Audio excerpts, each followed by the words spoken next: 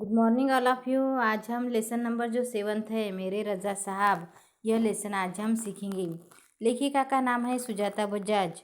सुजाता बजाज ने इस लेसन में सैयद हैदर रज़ा साहब के बारे में सर्वधर्म समभाव, मानव मात्र से प्रेम, युवा कलाकारों को प्रोत्साहन, उनकी जिज्ञासा वृत्ति, कृतियों के प्रति लगाव आदि गुणों को दर्शाया है।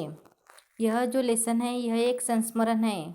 संस्मरण यानी यादों के आधार पर किसी व्यक्ति पर लिखित आलेख, उसको ही संस्मरण कहते हैं। इस लेसन में लेखिका ने रज़ा साहब के बारे में कुछ यादें लिखी है। रज़ा साहब और उसमें बहुत अच्छी दोस्ती थी, यानी इतनी अच्छी थी कि वह दोनों एक दूसरे की बहुत मदद किया करते थे।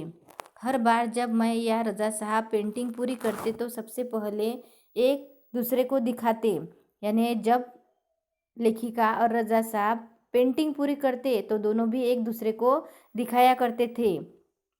दोनों एक दूसरे के ईमानदार समालोचक थे। समालोचक यानी गुण दोष बताना, यानी दोनों एक दूसरे के प्रति इतने ईमानदार और समालोचक थे कि दोनों ने पेंटिंग पूरी करने के बाद में वह दोनों एक दूसरे को अपनी पेंटिंग दिखाया करते थे और उसमें जो गुण है, दोष है, यानी अच्छा क्या है, उसमें बुरा क्या है, ये दोनों एक दूसरे को बताया करते थे। हमने मुंबई, लंदन, पेरिस और न्यूयॉर्क में साथ साथ प्रदर्शनियाँ की, यानी लेखिका ने और रज़ा साहब ने दोनों ने बहुत सारी जगह पर एक साथ प्रदर्शनियाँ की, पर कभी कोई विवाद नहीं हुआ, यानी कभी कोई विवाद यानी मतभेद, उनमें कभी मतभेद या झगड़ा हुआ नहीं है। यानी दोनों भी एक ही फील्ड में होने के कारण भी उन दोनों में कभी झगड़ा नहीं हुआ और दोनों एक दूसरे के प्रति बहुत ही समालोचक और ईमानदार थे। दोनों में कभी भी विवाद नहीं हुआ, यानी दोनों एक ही काम किया करते थे पर दोनों में कभी भी मतभेद नहीं था। यह उनके स्नेह व अपनेपन के कारण ही था, यानी दोनों के बीच में बहुत स्नेह व अपनापन था, इसलिए एक ही फील्ड में होने के कारण भी उनमें कभी झगड़े नहीं हुए, यानी एक ही काम वह किया करते थे। यानी लेखिका भी पेंटिंग किया करती थी और रज़ा साहब भी पेंटिंग किया करते थे, फिर भी दोनों में कभी झगड़े हुए नहीं। हिंदी उर्दू तो हमेशा से ही बहुत अच्छी रही है उनकी, यानी हिंदी और उर्दू भाषा, यह दोनों ही भाषा वह बहुत अच्छी तरह से उन्हें आती थी। अंग्रेज़ी, फ्रेंच भी वे बहुत अच्छी लिखते थे, यानी हिंदी और उर्दू यह दोनों भाषा उनकी बहुत अच्छी थी और उसके साथ साथ वह अंग्रेज़ी और फ्रेंच भाषा भी बहुत अच्छी तरह से लिखते थे।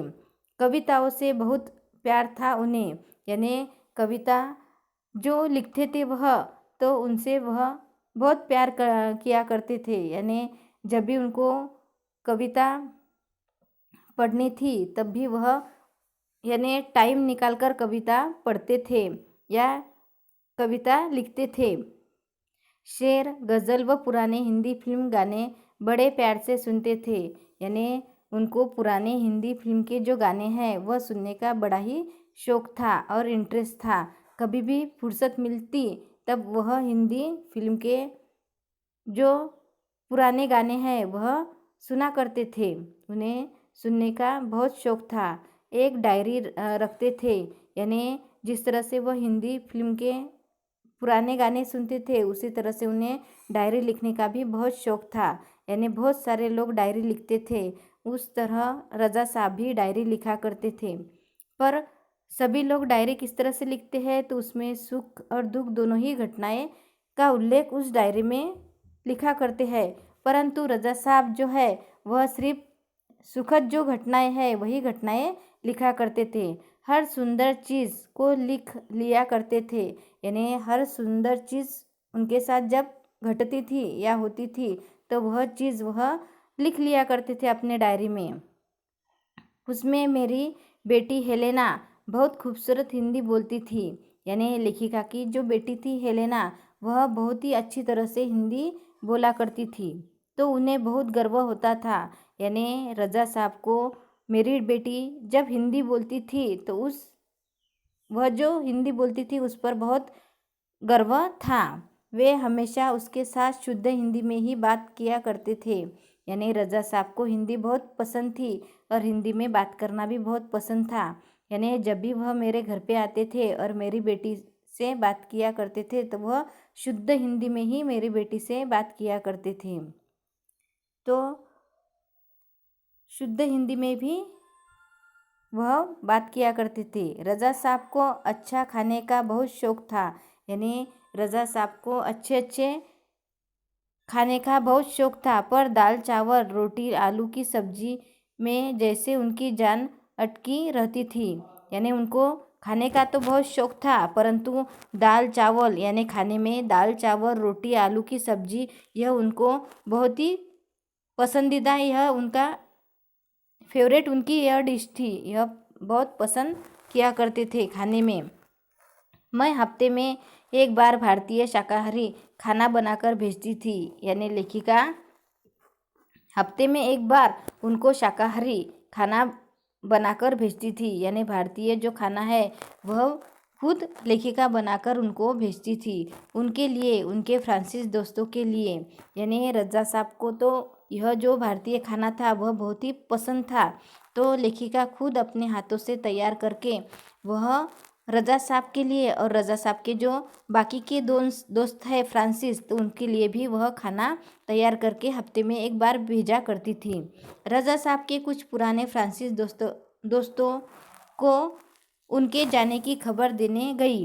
यानी जब लेखिका रज़ा साहब की जब डेट हुई और रज़ा साहब जब गुज़र गए, तब डेट होने की जो खबर है वह लेखिका उनके फ्रांसीसी दोस्तों को देने के लिए जब गई, तो फिर से एक बार उनकी दीवारों पर रज़ा साहब की काफ़ी सारी कृतियाँ देखने का मौका मिल गया।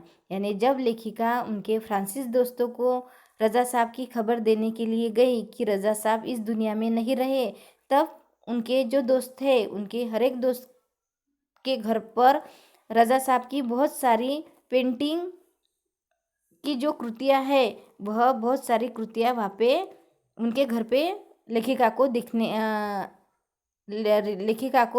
देखने मिल गई।